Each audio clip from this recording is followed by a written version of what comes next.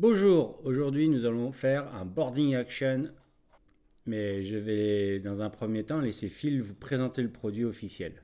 Voilà ce que ça donne sur une table, un tapis là d'ailleurs de chez Torek Accessories. Donc vous voyez qu'on n'est pas obligé de mettre un tapis Games Workshop, enfin les dalles qui sont données avec.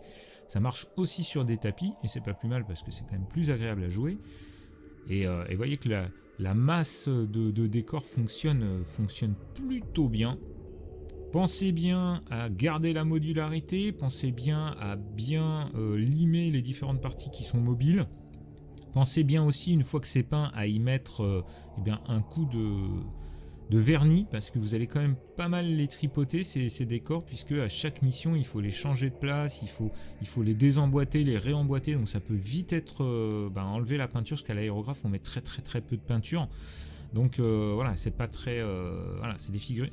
Et paradoxalement, comme on va les déboîter et tout, ça va vraiment, ça risque de les abîmer. Donc pensez bien à mettre un petit coup de vernis par-dessus. Je pense que c'est une nécessité, quitte à remettre un petit coup de vernis brillant sur certains endroits, sur certaines lumières. Puisque le vernis, globalement, ça va être du vernis mat. Vous voyez que même de près, l'effet de masse fait bien le boulot. Merci Phil, nous voilà maintenant sur Fusion 360 où nous allons commencer par dessiner la base du poteau. Donc on sait que les poteaux ont un pas de côté, donc moi je trace directement. Alors Fusion accepte les deux dimensions, donc aussi bien les pouces que les millimètres. Donc moi j'avais mis un pouce, il a fait la correspondance. Comme mes morceaux de carton font 2 mm, j'ai redessiné à l'intérieur un carré, donc j'ai fait une parallèle de contour extérieur de 2 mm et j'ai extrudé sur 3 pouces qui correspond à la hauteur que nous avons maintenant. Ensuite, dedans, nous allons faire une esquisse pour pouvoir dessiner les parties creuses que nous allons devoir mettre dans nos poteaux afin de pouvoir y incruster nos murs, tout simplement. Aïe aïe aïe, qu'est-ce qui s'est passé là encore? Ah si, voilà. Donc là maintenant, je décale ma rainure de 40. Évidemment, là je me suis trompé, j'avais mis 3 pouces, donc c'est un pouce, hein. Donc j'ai fait un demi-pouce moins. Non, c'est un demi-pouce moins 2 mm, tout simplement. C'est comme ça que j'ai pu avoir l'axe de mon poteau, tout simplement. Donc là, j'ai positionné mon premier trou, mais je ne le veux pas là. Donc je le veux au centre. Donc je fais 3 pouces divisé par 2 où je soustrais la moitié de mon carré. Comme mon trou il fait 10 de haut, j'ai fait 5. Celui du bas, je veux le décaler de 4 mm par le haut, donc je fais juste décaler de 4 mm.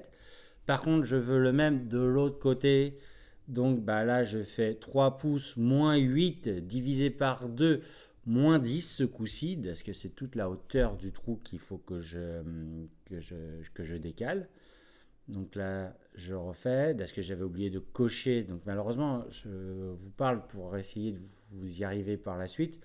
Parce que malheureusement, vous avez plein d'onglets que je ne peux pas vous montrer, parce que ma version logicielle je sais pas quoi, de Windows console, là, le Windows G, ne vous montre pas tous mes petits onglets. Donc malheureusement, je suis obligé de vous le dire. Donc là, j'ai fait perforer de part en part par rapport à mon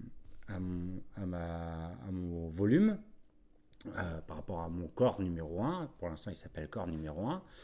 Je reprends le tracé que je copie, je décale d'un quart, je fais créer une nouvelle esquisse et je fais coller. Et comme par hasard, ça me le recolle exactement au même endroit. Je fais quand même des codes pour vérifier que c'est bien au centre. Et comme c'est bien au centre, je demande la même chose. Je sélectionne mes 3 trous et je lui demande de traverser de part en part. Et voilà, le poteau est officiellement fini. Eh oui, c'est déjà terminé. Donc là, maintenant, nous allons créer. Donc là, je le change de couleur. Là, je l'ai mis couleur or, hein. C'est pour que ça soit bien visuel, pour que vous le voyez très bien. Qu'en fin de compte, on va copier-coller les mêmes bâtiments, enfin les mêmes blocs, pour pouvoir réaliser tout le système. Donc là, je demande à ce qu'il me crée un volume. Donc là, j'ai voulu faire vers l'intérieur, mais je m'aperçois que c'est égal. Enfin, il le considère comme le même volume, donc je le fais vers l'extérieur. Donc les murs font 3 pouces. Je voudrais que ça rentre dans les carrés d'au moins 10 centimètres, enfin de 10 millimètres, je veux dire, donc 1 centimètre. Il est possible de faire moins, je ferai certainement moins parce que ça ne me sert à rien, parce qu'il n'y a que 2 millimètres de comment dire, d'enfichage tout simplement, qui est l'épaisseur de mon carton. Donc là, je lui dis, maintenant, je voudrais qu'il me fasse le mur de 3 pouces. Donc là, je lui demande. Là, je réapparais mes différents volumes que j'avais créés. Et là, ensuite, là, malheureusement, j'ai plein de corps qui sont différents. Donc là, je les regroupe en un seul. Ça y est. Maintenant, il s'appelle corps numéro 2 et je vais le nommer mur. Mur officiel. Bon, maintenant que c'est fait, il faudrait un autre poteau de l'autre côté. Donc là, qu'est-ce que je fais? Je sélectionne le poteau et je fais un déplacé collé que je décale du point 1 à un point 2, la chose que vous avez vu un peu avant. Et là, maintenant, je fais la même chose, mais avec le mur plus le poteau pour avoir un autre mur à côté. Vous voyez, ils sont copiés-collés, c'est exactement la même chose. Là, je vais essayer de faire la même chose, mais dans un autre plan, tout simplement. Donc je voudrais faire le mur perpendiculaire. Donc là je fais copier-coller, mais vous voyez bien que malheureusement il ne me l'a pas bien pris. Il m'a fait un plan parallèle et il ne m'a pas pris la rotation. Donc je vais être obligé de lui dire un axe de symétrie. Donc ça va aller vite. Là je vais juste sélectionner l'axe de symétrie. Je lui dis de tourner à 90. Le seul problème, c'est que j'ai l'épaisseur de mon trait qui est de 4 mm. Donc là, je fais un petit décalage de 4 mm de l'autre côté en me servant d'un point A à un point B. Et voilà, ça c'est parfait. Donc là, vous voyez, on est capable de visualiser.